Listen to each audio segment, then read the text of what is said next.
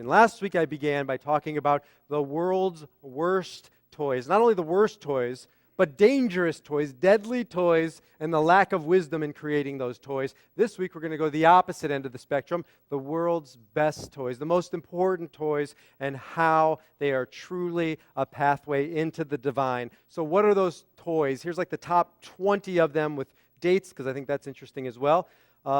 G.I. Joe, one of the top-selling toys, most important toys in history, right? Opening up the imagination of so many young boys and girls. Transformers, 1984.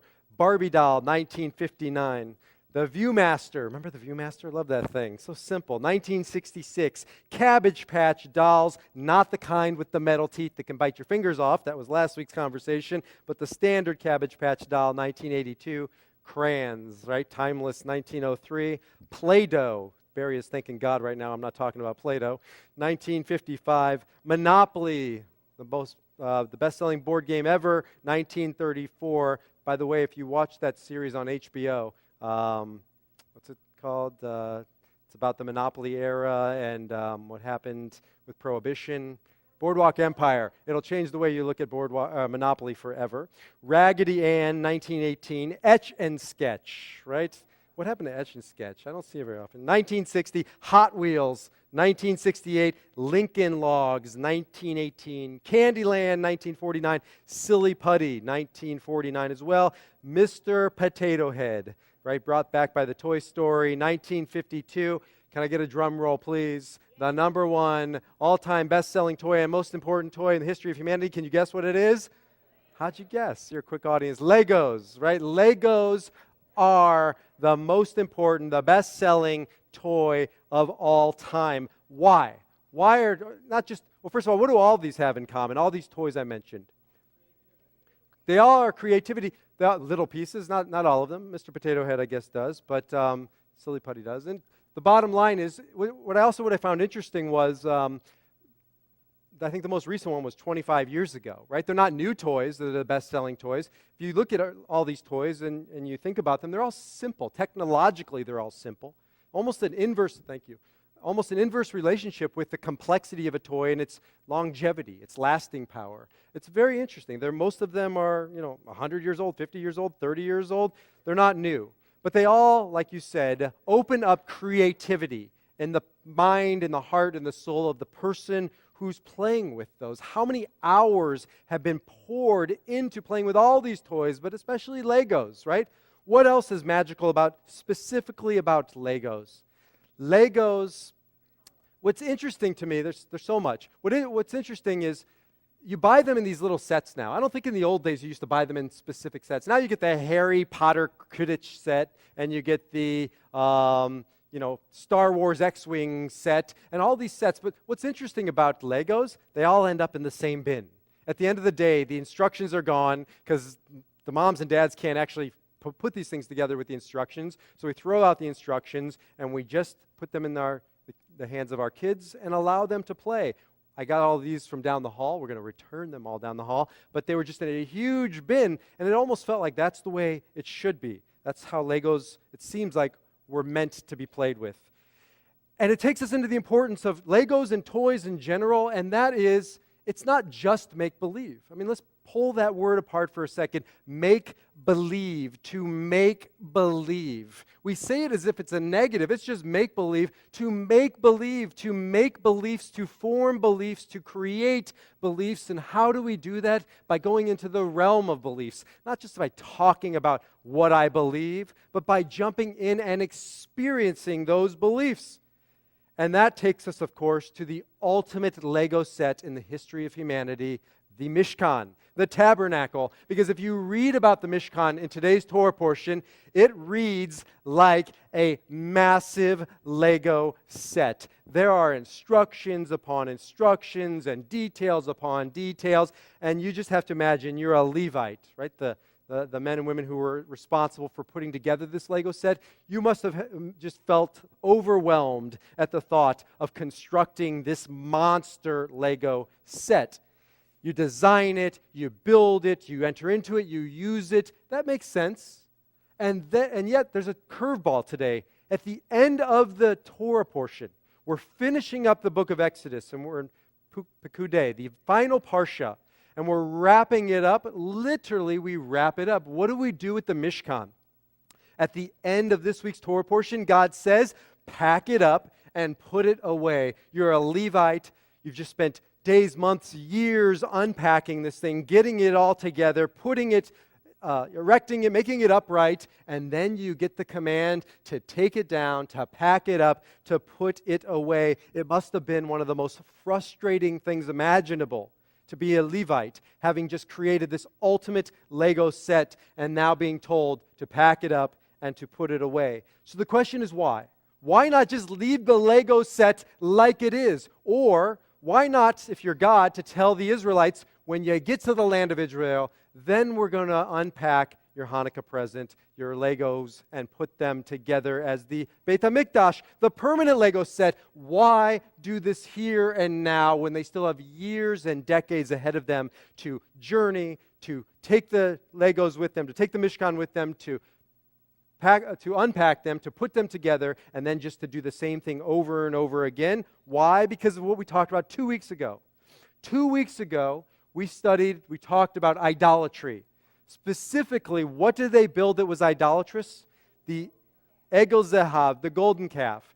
And what about the golden calf is idolatrous? It's not the totem pole that's idolatrous. It's not the golden cow, right? We're not afraid of golden cows. We're afraid of what they represented to these people. Why did the Israelites build that? Because they couldn't handle the unknown. They needed certainty in an uncertain time, and so they threw at their uncertainty a golden calf, a totem pole. We can turn anything into a golden calf, into a totem pole, whenever we believe that the finite is infinite, whenever we start to believe that things are permanent and that if we can just hold on to it tighter, if we can just make it more certain that it won't change, that is the pathway into idolatry.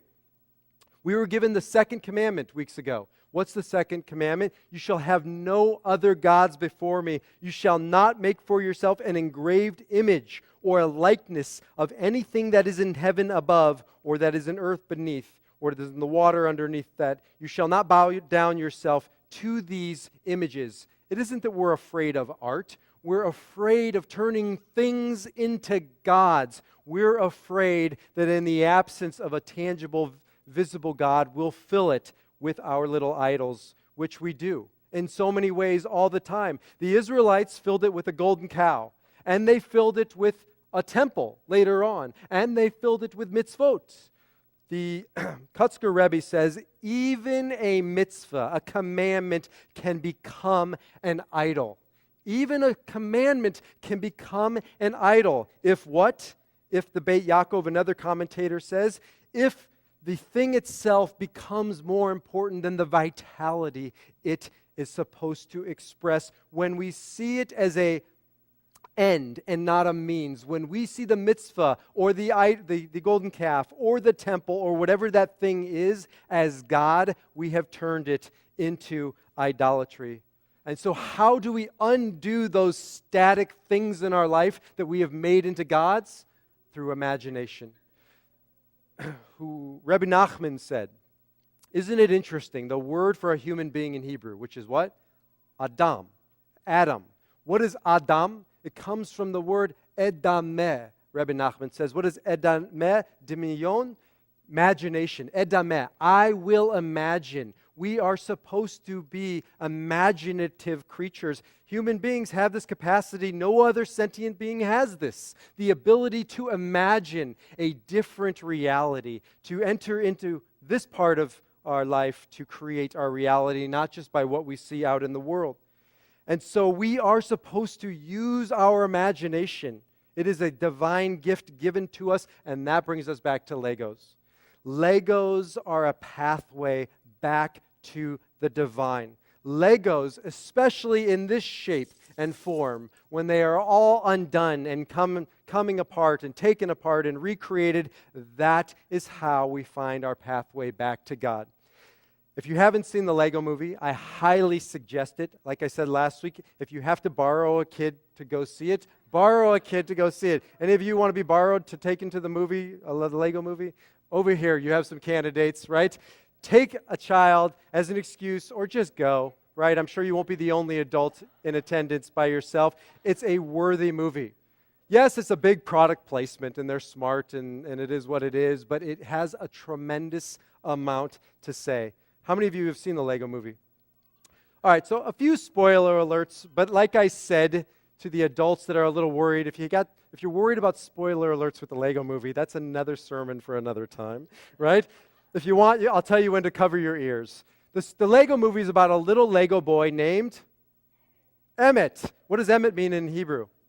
Truth. Isn't that interesting? It's a little Lego boy named Emmett who wants to live a life of truth. The problem with Emmett is he doesn't really want to see the truth. Emmett lives in a little bit of a bubble. He lives as if everything is awesome, right? You got to see the movie, the song, everything is awesome. And it's a little bit fictitious, not make-believe in the good way, make-believe in the bad way. He doesn't want to see the broken parts of the Lego world. He only wants to construct. He doesn't want to destruct.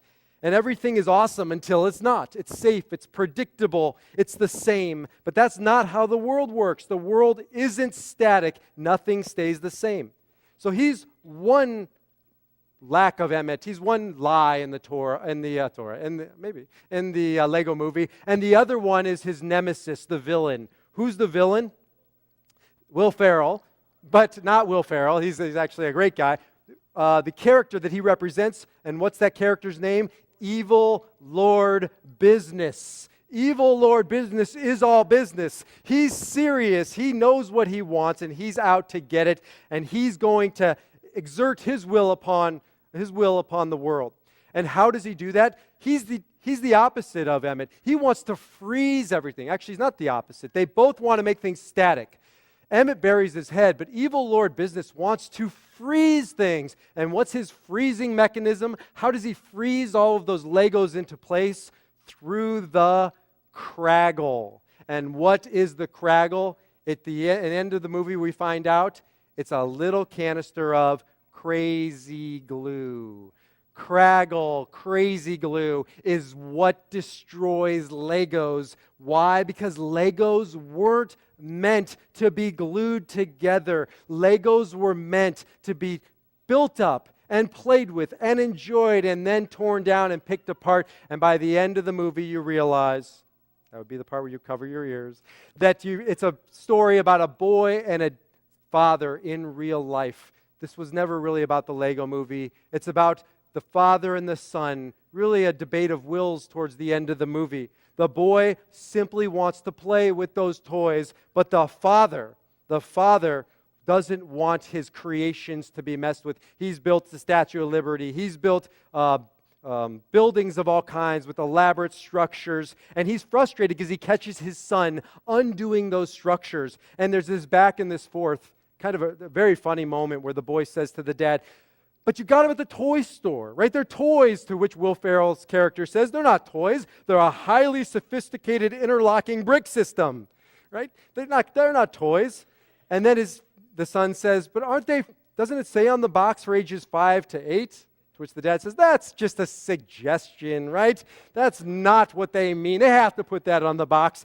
These are ultimately his toys, but he doesn't want to admit it. And what does he do with his toys? What do all adults do with their toys? They play wisely. They play sensibly. And when you're done with the creation, you glue them because we're afraid of change. We don't want things to change. We're afraid of our mortality. We're afraid of things not staying the same. And what does this little boy teach his father in the movie? A lesson that children can always teach us.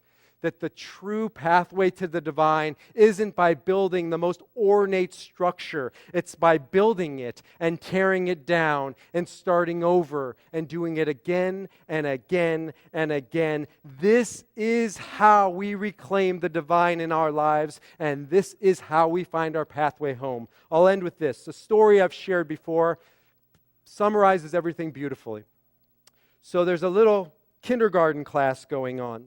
Mrs. Sidman can attest to this. And there's a kindergartner who's just not paying attention. I know it's hard to believe. And she's in the back of the room, and she's busily doing something. The kindergarten teacher, being wise, wants to understand what this little kindergartner is doing. So she goes to the back and she sees Sally drawing something. And she says to Sally, Sally, what are you doing? What are you drawing? And the little girl says, I'm drawing a picture of God. And the wise kindergarten teacher says, but nobody knows, right, Sally? Nobody knows what God looks like, as she's busily writing away. And she says, they will in a minute.